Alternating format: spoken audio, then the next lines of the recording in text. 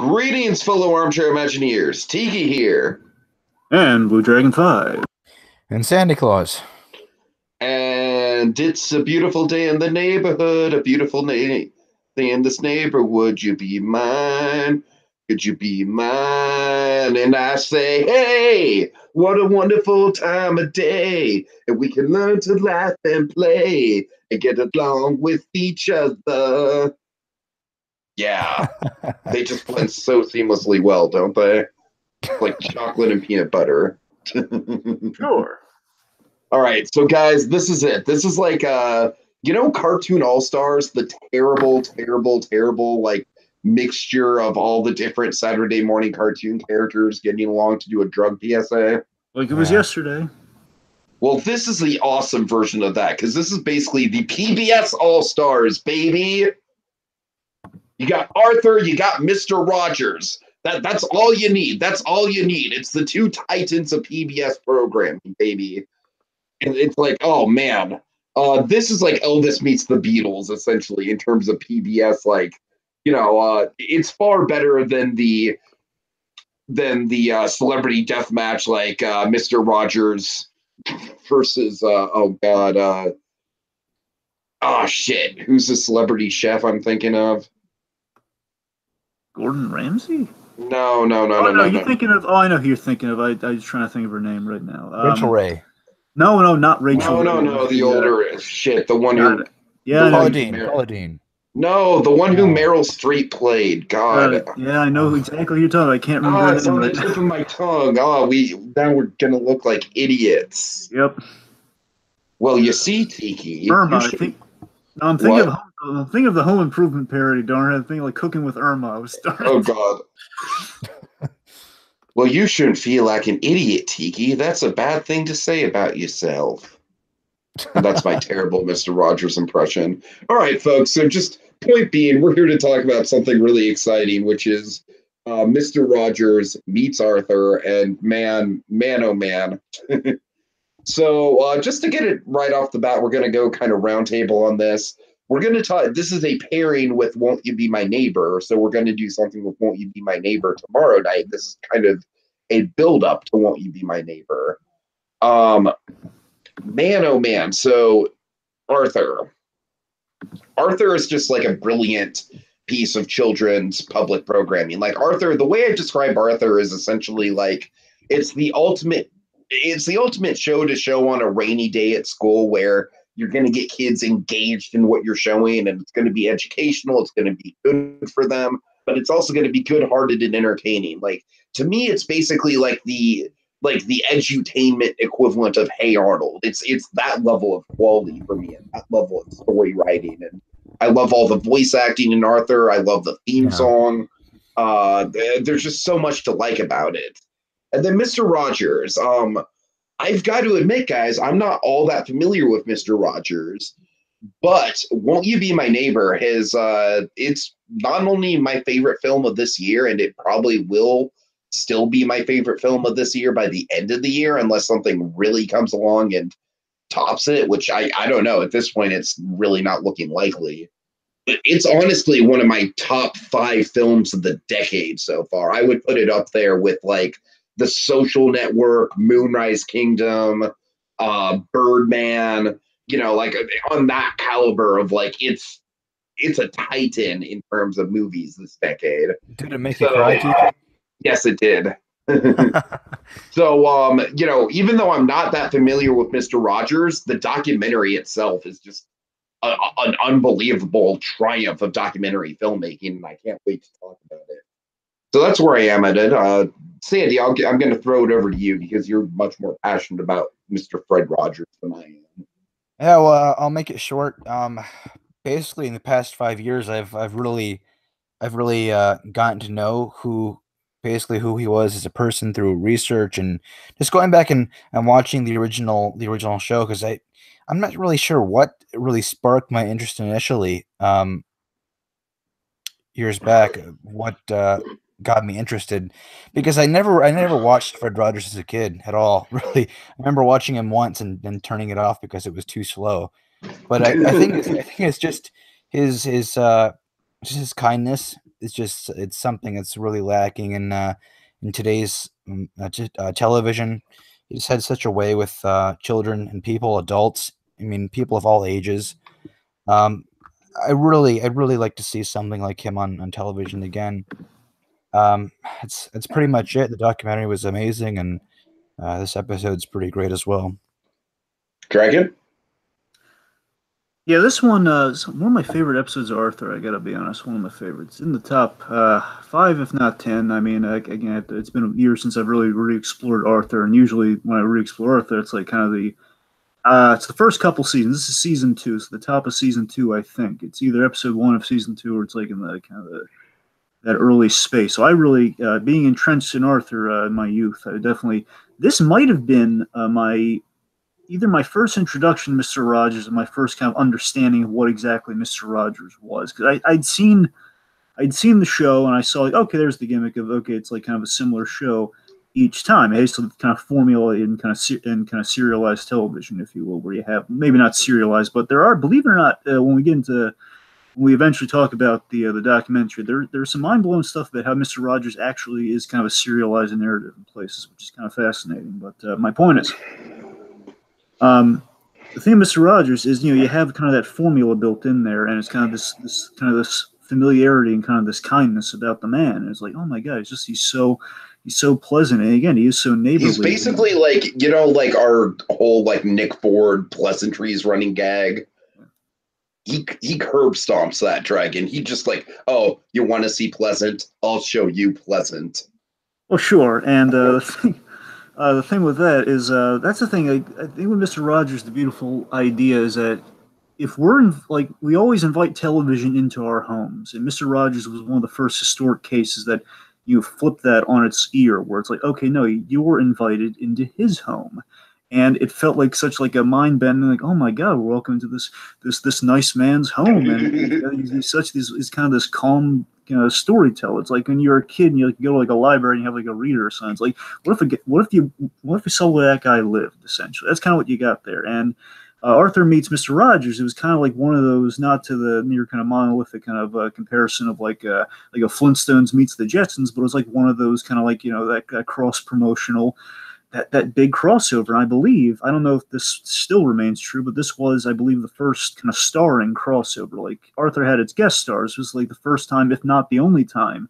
It's like Arthur meets, the name of like Arthur meets Mr. Rogers. That's the name of the episode. Mm-hmm. He met Yo-Yo Ma pretty early on in the series too. I'm not sure if that came before or after this. I'm sorry, of who? Yo-Yo Ma. He's a musical basketball artist. Player. Well, that's the thing. Sure, well, sorry. He was in the documentary, Yo-Yo Ma. Yeah. Mr. Rogers met him too. Yeah, I know exactly what you're talking about. Sam, Yo-Yo Ma was in Arthur, and I remember that episode. He wasn't in like that. He wasn't listed at the top, but you're right. It'd be fascinating to know if he was. That's it. The same thought occurred to me. I think I don't know. I think season 2 might have been the season of the guest stars. That's my theory, but again, it's been years, so I don't remember. I mean, there's a chance he could have been in the first season, but it really strikes me as like a season 2 onward type thing with the guest stars. Like you get your footing, and okay, we'll adapt the books, which if the books really didn't have guest stars, at least for the most part, and then going forward, then you kind of do your own original narratives, and that's where you get like all the guest stars and everything. My point is, again, this is like a huge kind of, when I think Mr. Rogers, one of the things I think of like in those first few seconds of the opening of Mr. Rogers putting on the sweater and everything. Is this? I mean, I always think of the scene that you see before us, right? This is the big money shot of this. Whole, yeah. When I think Arthur, I think of this moment. I think like the impact of Arthur and the impact of Mr. Rogers. I do think of this moment. Mm-hmm. So it's a really good episode. I really have fond nostalgia for the episode. Yes. All right. So let's start things off here, folks. We're going to go beat by beat through it. Try not to bore you too much with the detail. Just kind of regale in the PBS All-Star awesomeness. Well, real quick, just like a sentence worth of backstory is one thing. Yeah, sure, go ahead. Basically, at the ending here, folks, we don't have a lot of backstory on this. From what I can tell, Mark, I believe it's Mark Davis, the writer of the Arthur books, and I believe he ran the animated show. He was friends with Mr. Rogers. At the very least, they both work under kind of the PBS the PBS of it all. They're both very publicly funded, publicly broadcast. Mark Brown. Mark Brown. Sorry, I don't know why is it Mark Davis Brown or is it just Mark Brown? I think you're thinking of Mark Davis, the famous Imagineer. You know what? That might be Mark, it. Sorry, my apologies. I don't know. Both great people. Yes, little kerfuffle on that on my part. My apologies. So Mark Brown. The point is, Mr. Rogers, I believe, knew Mark Brown. I don't know if it was purely through the PBS connection or they both had a fondness for, like, Mr. Rogers might have liked the Arthur books. I'm not entirely certain, but Mark Brown invited Mr. Rogers to do an episode. And as we see at the end of this episode, usually at the end of Arthur episodes, out of the 2 11-minute segments, you have this kind of like now a word from us kids, where the kids kind of learn something that's usually tangentially kind of connected to Arthur, like who was like kind of a camera crew asking the kids questions. And we saw Mr. Rogers explain the process of animation, which is kind of fascinating. Like, oh my God, he's explaining animation to kids. It's so beautiful. and we basically got to see him in the record booth and everything. So yeah, that's pretty much all the backstory. I think it's really great how because Mr. Rogers, the only time he didn't play himself in a TV show was in Dr. Quinn. He had a cameo. He was playing a pastor. But I think it's really great that he sees Arthur. I don't want to say worthy, but I'm going to say worthy in a way of, having his support like this, because remember, he didn't like television at all. Really. Oh yeah, I absolutely remember that. Like, he was very anti, basically what cartoons were at the time, especially. Yeah. I mean, he never would have liked the '90s. What the '90s did with cartoons. Well, I mean, of course, I'm sorry, he was around during the '90s. I don't know. Except for Hey Arnold. Yeah, that's a good point. I feel like he would have liked Hey Arnold. I think the Peanuts and Hey Arnold probably the ones that he would have liked. I think I assume he liked the Peanuts. I mean, Charlie Brown and Mr. Rogers crossover. I would have died to see that. Absolutely. But I mean, yeah, that's kind of that would have just been like womp womp womp womp womp womp womp womp womp womp womp. That's true. Or wouldn't it be awesome if Mr. Rogers had like superpowers in the Charlie Brown universe and was like the only adult that could talk to kids? Believe it or not, Mr. Rogers like you still see him from off screen, like you wouldn't see him, but you'd hear his voice perfectly clear. Like that's right, Linus. All right. So that's it. I guess let's just jump right into it then. Okay. So Arthur is rushing over to tell everyone the great news. Mr. Rogers is coming to school tomorrow. And we see Buster's excited about it, but a couple other people not so much. Yeah, so I mean, Buster, he's very wild until Muffy initially, like Buster's about to get into the whole kind of like fan wagon of like, oh my God, Mr. Rogers, I remember, and that. Muffy Crosswire, she's writing him off as, oh, that's for babies, basically writing off Mr. Rogers as baby entertainment. Then, of course, Binky, who in himself is a very insecure character, hence the bullying. Can we just call Binky Harold 2.0? That's the thing. I think he might be 1.0 for he might have been the original. I think so. I think you're right about that. So I mean, Binky technically came first. I mean, stands a reason he would have come first, I guess, right? I mean, especially, I don't know if he's Binky and Harold are like so simpatico with each other. Even the design is similar.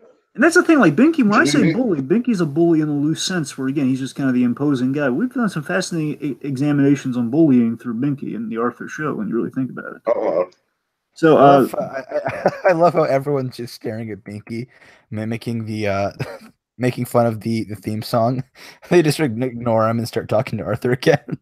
He just does like the little dance. He basically just mimics like a dance of some kind. He goes like, it's a beautiful day in the neighborhood. He's just mocking the song, absolutely. And then Purnell, so Arthur said he had 2 things to tell him. So, okay, one, Mr. Rogers is going to school tomorrow. He's all exhausted and everything, therefore buying him kind of the pause of like, okay, why isn't he saying the other thing?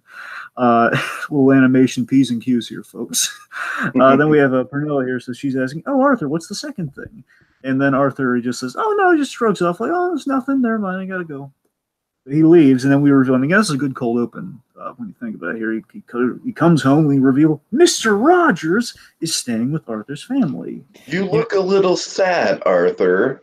This episode in general is it's really special because a lot of people, even still today, with the documentary and the movie being announced, they still think Mr. Rogers is for little kids, little babies, and I like how this episode really handles it, and it basically allows him to explain how he feels about that, and he's he's fine with it. He knows it's not. He knows it's for everyone, and I like how they worked with that here. Yes. So, so DW, she says, "Oh, he always looks like that. Don't worry about him. Let's sing some more." He says, "Hey, Arthur, you want to?"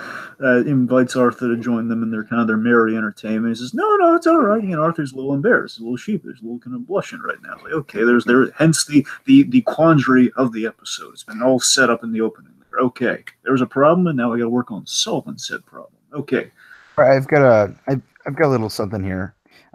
It's what did you guys think of how Mr. Rogers looks in this when the camera pans up from DW and we see what he looks like? What do you get? Because Mr. Rogers has it's very warm, appearance, and it'd be hard to get that done properly in an animated style, much less an Arthur style. How do you guys think they pulled it off well here? What's fascinating? Mr. Rogers actually on that little kind of like minute of backstory, basically the thing at the end where he's recording the lines. He basically explains the process of animation.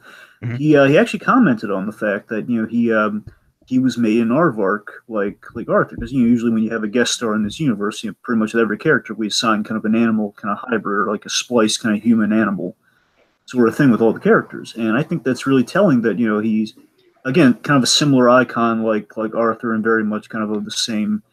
Again, human. Aardvark seems to be kind of the human 101 for the show, and then anything past that gets basically the most human. We take the Arthur characters as kind of Aardvark as a starting place, and then we just kind of extrapolate from there and kind of caricature. Okay, like Mr. Ratburn, he's a human guy with a big nose, essentially, and vice versa. And I think it's interesting that he was made kind of like, again, kind of the big kind of literary kind of the educator character like Arthur is. So I think that was very appropriate for what they went with design wise. And I think he looks enough like they got the hair and the sweater right. I think that's like if they botched the hair, then it would have been completely off. Yeah. Okay. So Arthur is having a conversation with his mother. His mother is kind of trying to remind him how much he enjoyed Mr. Rogers when he was DW's age. Yeah, I like the fact, years later, again, it's been years since I've watched this episode, so forgive me if I'm gushing a little bit here and there, but I love how he told his mother everything right after the commercial break, so she's fully appraised of the stakes in the situation. It kind of shows some open lines of communication there. Really nice. Mm-hmm. Yeah. It's like one thing in TV shows where it's like you just want the character to spill the beans to someone and they don't, and it just gets pent up. I like how they did this here. It's satisfying to know. We need the Kim Luxes of the world. God. All right. So we learned that Kate. So here we get some backstory here that Kate, Arthur's mom. I'm sorry, Tig, do you want to take us through this? Yeah, Arthur's mom used to live in Mr. Rogers' neighborhood. How funny is that? Small world. So, yeah, she used to visit, a long time ago, and that's why he's visiting and kind of staying with the Reed family. And then I love this exchange. This was the first kind of moment where I really fell in love with Mr. Rogers all over again after the documentary, where DW's like, "Are you going to be staying with us forever, Mr. Rogers?" And he's like, in the most polite way possible, he's like, "Oh no, I have a family who wants me back home, and I have to leave tomorrow after I visit Arthur's school." Yep. There's just something about like, oh no, I have a family. No, that's the thing. It's so great that he's characterized as himself, but interestingly, as like the two rarely seen layers of himself. Like one, of course, the icon, Mr. Rogers. But I love how we, of course, building to the big scene we'll get to closer to the end. We have like the other layer that was so gutsy that they showed that here. It's like he's more than. He's more than just like, basically there's a point of origin for the icon. It's kind of what we explore there. So we're saying he's characterized even in the settings that are not in front of like the age-old sets that we're so familiar with this this personality. It's kind of like he's in character all the way through. I thought that's solid. Oh yeah. Yeah. So let's see. Arthur is he's pacing as DW. She's asking, why wouldn't you tell anyone Mr. Rogers is staying at your house? Why wouldn't you tell anyone? And Arthur spins essentially as like, he's going to want to duck some autograph hounds and everything. People are going to be bugging him and asking for autographs, showing up at the house if they find out. So we got to keep it secret. and he's doing the fibby glasses motion. You know, he's basically kind of fiddling around with him. So you do that when you fib. Mr. Rogers then does again something adorable, where he's like, "Oh, I have some postcards I want to mail to my friends." I just think it's so adorable that Mr. Rogers, he's on like this very quick trip, but he's like, no, I got to make sure that I mail out my postcards to all my friends because I'm just an awesome human being like that. I just love the mundanity. You know, he's just taking like a visit to a small. He's taking a visit to a small town, basically speak at a school, and he's turning into like a big excursion of like telling people. Seriously, he treats this city like, again, Elwood City seems like a fine place. I'm not trying to say anything disparaging about the fictional city of Elwood, but what I'm getting at is, I love There's that a deep drug underbelly underneath the bright exterior, Dragon. Sure. My point. I only say that because that's the truth about my hometown that I'm realizing more and more the older I get. My point is, I like that he's just kind of turning. He's saying nice things about the location that he's visiting. It's like goodwill kind of all around with Mr. Rogers. This jacket that Arthur wears is really hilarious. The collar is like big. Okay, wait, hold on. We have to get to Arthur's like fantasy about what would happen if Mr. Rogers went out. That's right. It's the nightmare scenario. So, so this is hilarious. Just in concept. It's a beautiful day here at Arthur's house, a neighborly stay here at Arthur's. Would you be mine? Could you be mine? Tiki, I'm actually with it. I love Mr. Rogers doing mundane things because he's a human guy. I mean, it's like kind of seeing like kind of this like guy kind of walking down the streets. Okay, he's just doing regular stuff. And by the same token, I love that just in Arthur's imagination of what Mr. Rogers does. Again, this makes it's illogical logic at its finest, and it's a kid's logic, and it tracks so perfectly well here. We're okay. If all you know about this guy is the show, where he sings whenever he enters his house, and it just comes up with these songs very casually. He's like, he's just going down mail postcard. Of course, he's gonna give himself away. That it's essentially some of the lines. It's a beautiful stay at Arthur's house. It's just in front of all his friends, and they're all laughing at him because it's almost kind of like an adorable version of Randy Newman from Family Guy. Kind of, yeah. It's just kind of what if Mr. Rogers could control himself? What if he's saying, "Going to the grocery store"? Oh, God. Gonna pick up some low-fat milk, some of that 2% low-fat milk. And in line at Starbucks. All right. Oh, God. All right, so... People would be so pissed at Mr. Rogers. You know what? I'd like to be the optimist here. I'd like to think that he'd be singing, the baristas would tip him for his singing. I would like to think that. Anyway, so... Arthur, that was a tangent. Anyway, so Arthur frantically, after this little fantasy of course, traditionally in the Arthur episodes, there's usually a nightmare fantasy of some kind. Arthur frantically offers to do it for him. Well, Mr. Rogers, I'll take care of that for you. I'll run it down the mailbox for you. And he asked Mr. Rogers to stay here. So whatever you do, stay here. I'll be suspicious about that. DW, she's like, he's always like this. You get used to it, which, she's not wrong. Yeah, I tell you, it's one of the few times I don't hate DW. So, probably. No, yeah, I think DW's in rare form this episode. Usually Dito was almost like the spawn of Dee Dee to me a lot of the time, but Oh, Jesus Christ, those are harsh words. Oh, we went over the Christmas thing. Believe me, you know how much I can hate this kid. I really have to remind myself that Arthur is just a little kid, because I really don't like how selfish he is in this episode. Telling Mr. Rogers to stay here when his mom told him to consider DW and how she feels about the entire situation. Well, yeah, he's not ruining like the thrill of it for DW, but he is trying to keep it kind of separate though from the outside world. So by the same token, he's like, there's a balance. But you're right, there's a lot of kid logic factored in there, absolutely. Again, this collar is way too sidetracked with the collar a little. All right. Imagine like folding it down I'm sorry, over your shoulders like a shawl or something. I want to clarify, so just to make sure I'm tracking. I think I found out why I find this so hilarious. You're talking about that big giant like 70s pop collar that he's wearing on that jacket. Yeah. Not the image before. In case anyone's confused, not the image before us here. That's literally like that giant in the episode, that giant gray pop collar that he's wearing throughout. Okay, that's funny. Yeah. Anyway, yes, sorry. So Arthur's going to the mailbox.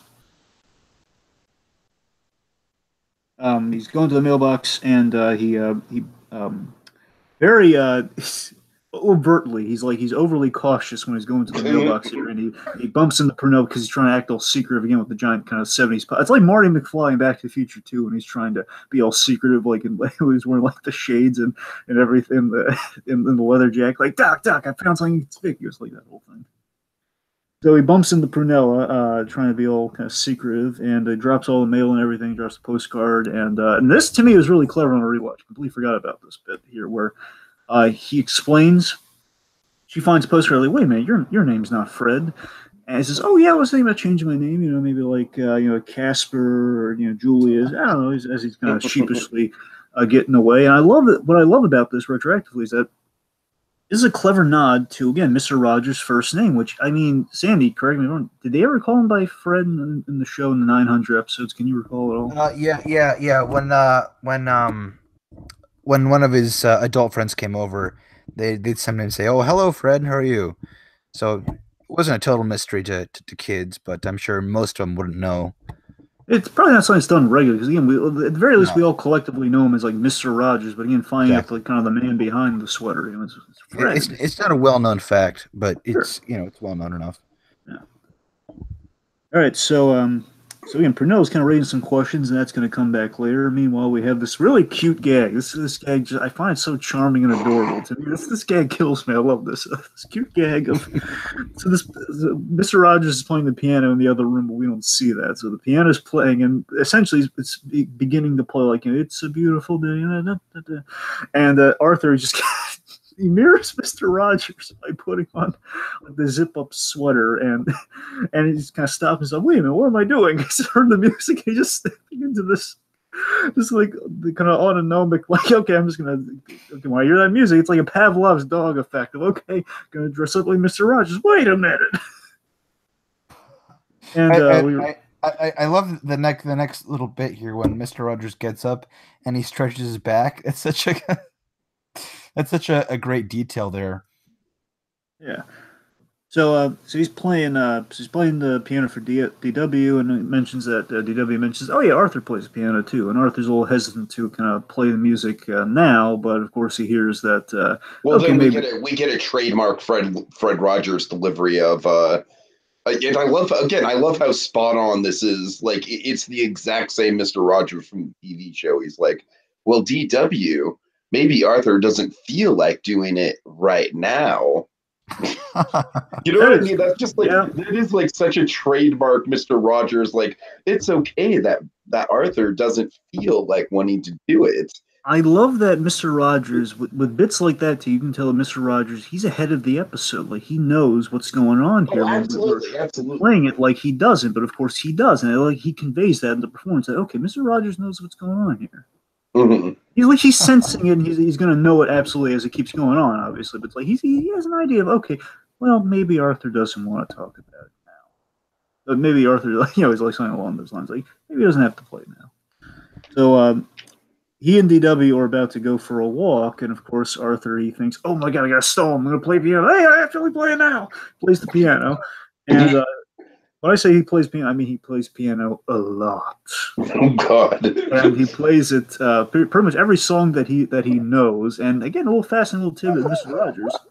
Mr. Rogers, big advocate of music, especially if you've ever watched the show, and like, okay, he's always an advocate. Like, Yo-Yo Ma, of course, various other musicians. The guys. I forget if I assume Mr. Rogers played. Well, again, he wrote a lot of songs, so I assume he knew how to play some instruments himself. I don't know what exactly he played off the top of my head. I'm sure with the rewatch of Won't You Be My Neighbor, that would just piano. I'm pretty sure that was his main instrument. I'm not sure if he knew anything else, or at least I remember he played that little tiny piano. I'm just trying to think if he played anything else. But I mean, aside from obviously a regular piano, but yeah.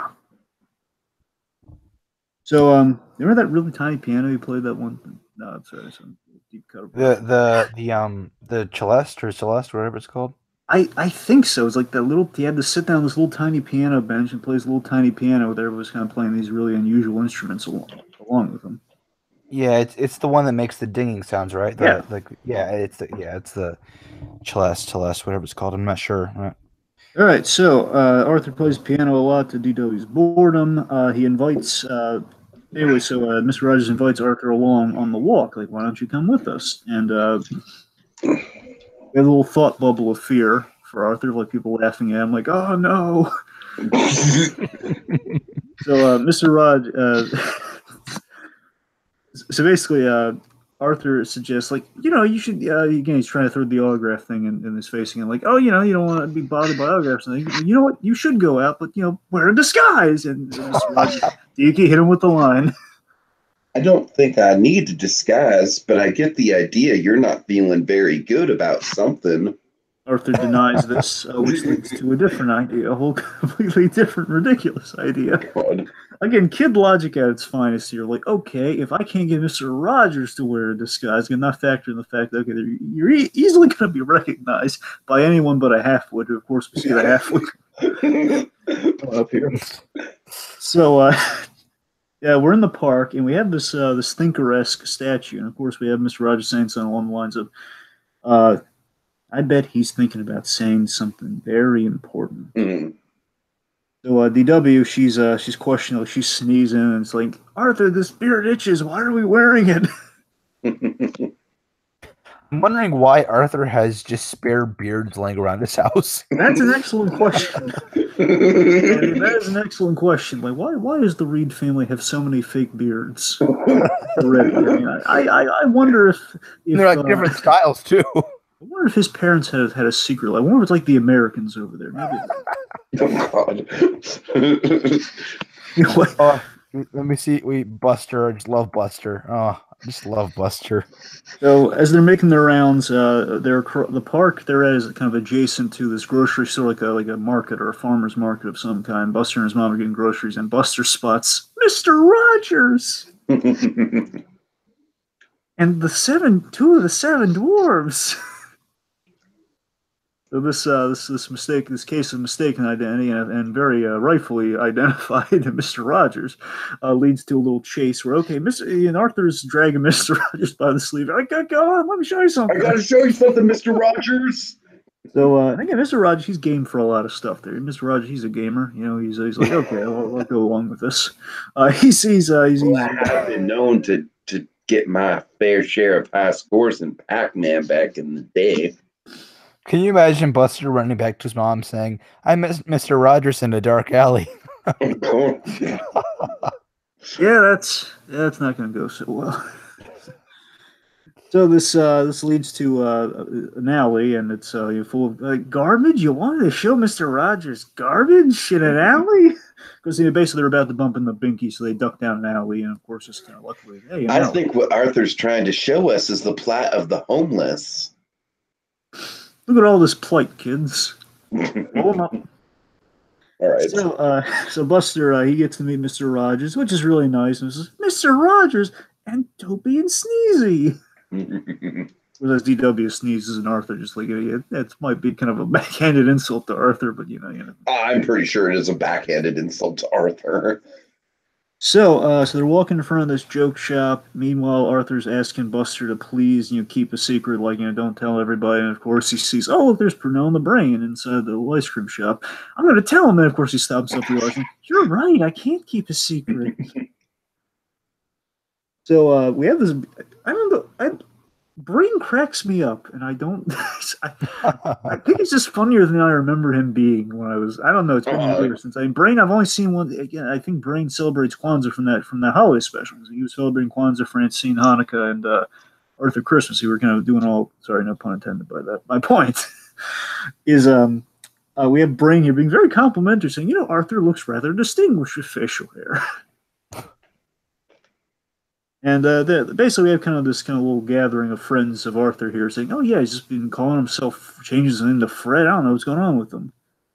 They're discussing his very erratic behavior of late, and Brain writes it off as, oh, it's too much stress to do all the homework, which if you've ever seen the homework that Mr. Ratburn gives these guys, he's not far off. I got to be honest.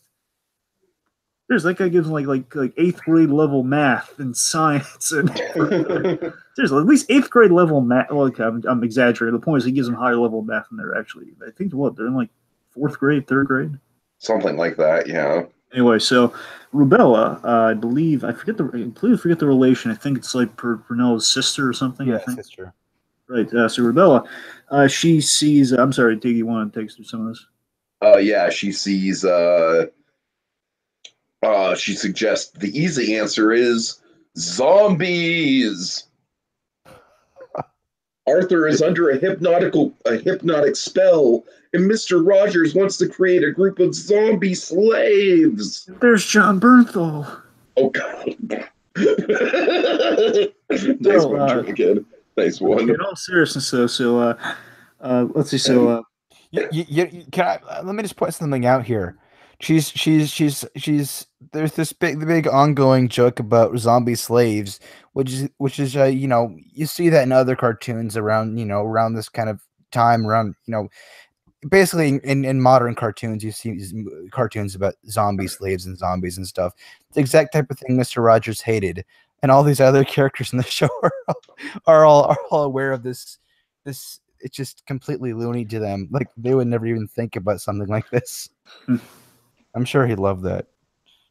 It's Let's funny. see. So Buster's been invited to dinner, and he's asking these questions at dinner about like and again, this is a great question that again many young kids watching Mister Rogers might have probably we all probably posit sometime watching Mister Rogers. Like, does maybe not in the literal sense, but just in the narrative sense, like does King Friday ever visit you?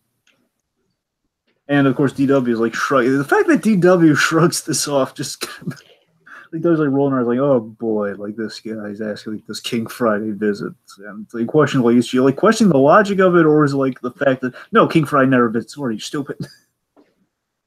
Not sure. So Mr. Rogers, I love that he doesn't crush Buster's sense of whimsy. What does he say, Tinky? Basically, he says that, well, no, he usually stays in make believe, except when he flies the purple jet. That purple jet line again. So Annie, can you explain the purple jet thing? Like, did he ever ride in the purple jet? I that must have been an episode that I haven't seen because I mean there are a lot of episodes. Again, over 900. Yeah, I mean I have not seen all of them. I haven't even seen half of them. I'm sure. So I can't remember. I can't recall a purple jet at all. So outside of Arthur's house, Rebella and company, they mistake Buster again. They basically have a view of Buster, but Mister Rogers like off screen, like from their angle of looking in from the house. So they're seeing Buster kind of drooling. They're really harsh on Buster this episode. I completely forgot about this. Like they're really harsh. Buster has this terrible drooling look on his face. He always has that face. So Brain rules us out. Like, okay, come on, let's not be crazy here. And he's gonna I'll put all this to bed here. I'm gonna ask Arthur if he needs help with homework, and then we'll settle all this. So he knocks on the door, and Arthur is coming out and saying, "No, Brain, I don't." Buster's over here if I need help with homework. Of course, this like shell shocks Brain of like, what? What kind of idiots do those zombies think we are? Buster would never help with homework. Again, kind of raking Buster over the coals unnecessarily. So Buster, he's remembering like the Mister Rogers learning how to dance, which I do recall from Mister Rogers. Like he learned how to dance. I believe they mimics that dance a little bit as he demonstrates. And again, they're seeing like, oh my god, I turned him into a puppet, a mindless zombie puppet. No. So it's this misunderstanding comedy of errors is going on outside essentially, they think, oh my god, they're turning him into a fool. They're going to turn us into fools for zombie entertainment. Oh my god! So Arthur he spots the spies from the outside. He closes the blinds, and Mister Rogers. And then here we go. We're getting to the meat and potatoes of it all here, folks. Mister Rogers, he's starting to get wise to it, even more so than he had been before. He says, Arthur, I want to talk to you about embarrassment. And again, as it's happening, if I feel embarrassed about something, I have to tell someone about it. Yeah. So most so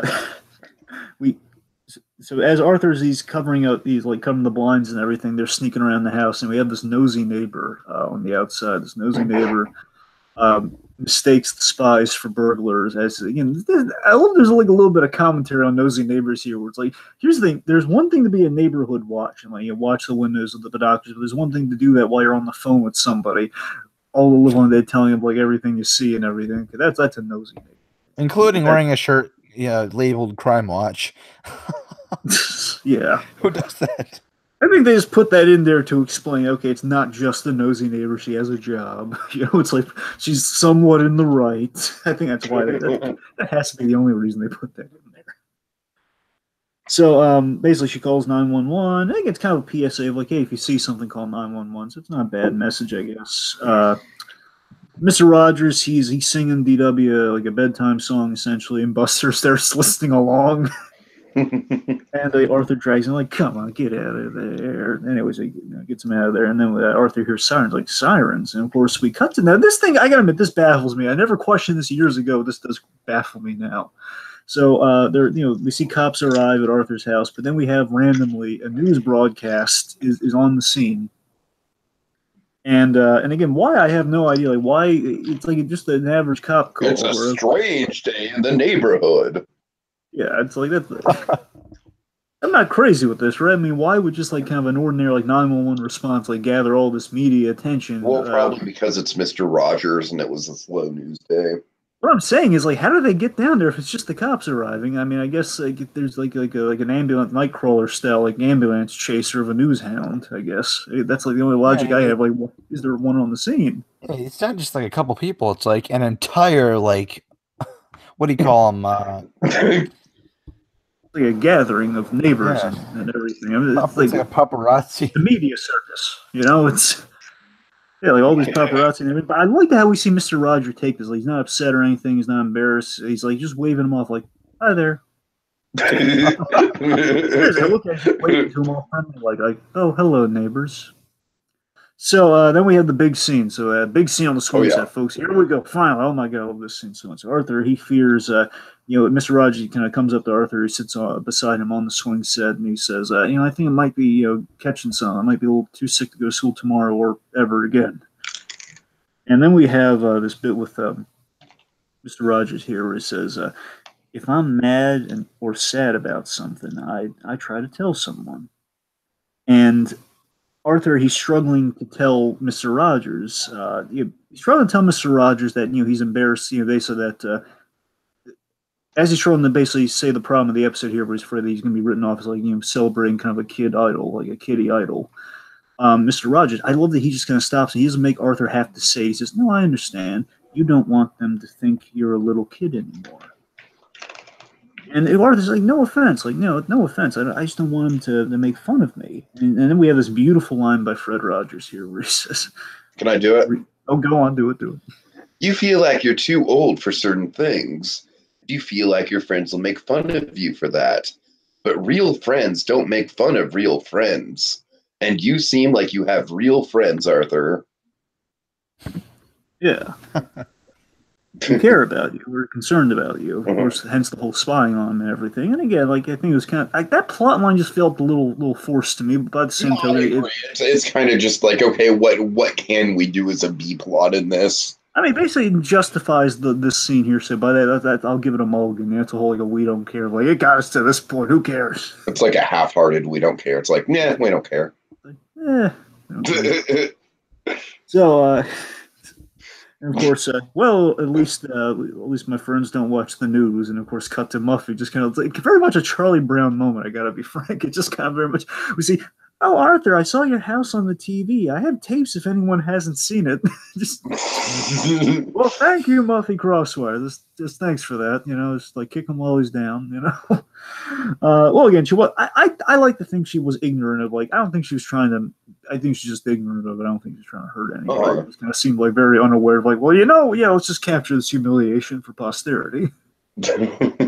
So the class is asking him, initially things are looking up for Arthur. It's like they're asking, oh my God, you mean, is he like what he is on TV? Does he, put on his shoes and everything like on TV and everything? So then Binky, he voices Arthur's fear and he starts to do what he was doing before. And he starts like saying, it's a beautiful day in the neighborhood. And then what happens? Mr. Rogers enters from behind. And then we have a starstruck Binky, and I thought this was a perfect solution. Here's the thing, this always stuck with me from the episode. I love this solution so much because those are beautiful. Again, like we do the unconventional bully stuff with Binky in a smart way here, where everyone at the end of the day, they're going to be starstruck. Even again, I've met people who, again, I hate their characters on TV shows sometimes, but I've met people, and they're nice people. You know, it's like I've met some stars from Arrow, and again, like the plot wise, their character goes out the window. But again, that's not their fault. They're nice people, and Yeah, sure. it's like you're going to be starstruck regardless. It's not Mike Coulter's fault that Luke Cage season 2 is a sack of shit. I love how Mr. Ratburn's scowling at Binky, but Mr. Rogers just doesn't care. He's just happy to see everyone. Yep. I'm sorry, Dragon. That was a low blow. Mike Coulter's nice. What are you doing? Mike Coulter's a nice guy. It's just I do not like the direction they took him down. So much for I forget it. Okay, so anyway, so Mr. Rogers, he's speaking to the class, and he tells them how good he's had such a good time in Elwood City and everything. His business has been going great, and he says, "Do any of you have questions you want to ask me or tell me?" And Binky has a question. What is that question? Did you really stay at Arthur's house? And he basically turns it over to Arthur, and he's starting to fill with his glasses, but he gets over that kind of that fear and like that hesitation. He says, "Yes, Binky, he did," which leads to this beautiful, adorable. After he's asked for Mr. Rogers' autograph, he's like, "Can I have your autograph too?" And I love this little detail they get at the very last second where you see that Mr. Rogers brought the trolley in to show everybody, like the little trolley. It's like he has it on display there. Oh, did he? I didn't see it. Let me go back. Yeah, it's like the podium, like like the in front of the classroom, it's like on a desk or something right in front. Like one of the last shots you see, it's the oh yeah. Trolley. So that's the end of the episode. Things worked out for Arthur. Mr. Rogers, tell us a little something. All right. That'd be good, folks. This is kind of just like a great way to use 12 minutes. Yeah. And this is just an appetizer, kind of leading into the main course. What was that? Tiki, you're drifting off a little bit there. Might want to get a little close to the. I'm just saying, this is just kind of our "Won't You Be My Neighbor" appetizer. "Won't You Be My Neighbor" is going to be our main course for the Mr. Rogers. Oh yeah, a little croissant to hold you over, so to speak. And then this bit at the end, word from us kids, that really makes it. I like that. Yeah, I mean, again, it's so adorable. It's, Mr. Rogers kind of walking us through the animation process, but seeing like kids, what we saw like this great artistic expression of what kids thought animation was. Like, how do you get Mr. Rogers on Arthur? And we got to see that kind of like, we saw what kids think that is, see a lot artistically expressed, and then we get to see the actual method which it is expressed. That's really nice. Yeah. All right. Final thoughts. Yeah, Sandy. Yes. Final thoughts. Well, it's a great episode. I mean, it's a really nice episode to come back every once in a while and watch. I honestly, I still watch Arthur every now and then when it pops into mind. Mr. Rogers as well. It's a really great, probably my favorite collaboration between two products of the same TV station I've ever seen. Probably it's going to remain that way forever. I like it. I like it a lot. Yeah, I was pleasantly surprised by just how in character Mr. Rogers was by this. Like, it very much felt like an extension of the show. And to me, like, this is it was a damn good crossover, man. I mean, just really just kind of like, after everything else, it's just a really, really good crossover. It takes the best of what makes Arthur great and what makes Mr. Rogers great, basically puts it in a blender, and it's a really simple 12-minute episode. Man, they really use it to their advantage. Yeah. It's a great crossover of two PBS icons. Yeah, Mr. Rogers, he's just kind of this lightning rod for kind of the moral and the lesson, and it's it's like it's enjoying and respecting something that, like, the moral and lesson in questions, like it's about enjoying and respecting things designed for kids that retroactively, and again, it's kind of the spirit of Mr. Rogers here, and especially "Won't You Be My Neighbor" with the Explorers.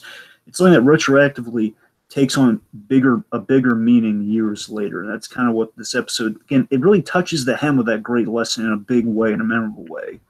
And it kind of he kind of hits on like something that Mr. Rogers never really would have the opportunity to talk about on a show where he is usually his audience is children. But again, no one in the right minds would ever have like kind of the wherewithal to think like, okay, years later, this is going to reach a whole, those kids when they've grown up. He's just trying to like have a lesson that's going to be good for kids of any generation of like, okay, the kids now, the kids are like 20 years from now, but still just the kids. But again, it just became this bigger than life thing that again has been kind of captured in posterity in animation in this case, and of course just on tapes that have been converted to audio files, the internets, to DVDs, and just will kind of exist from now until the end of time, I guess.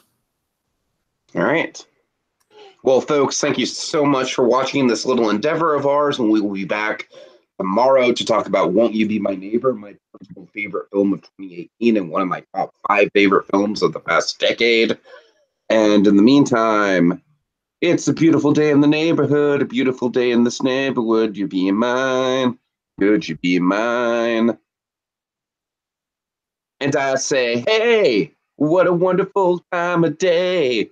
And we can learn to laugh and play and get along with each other.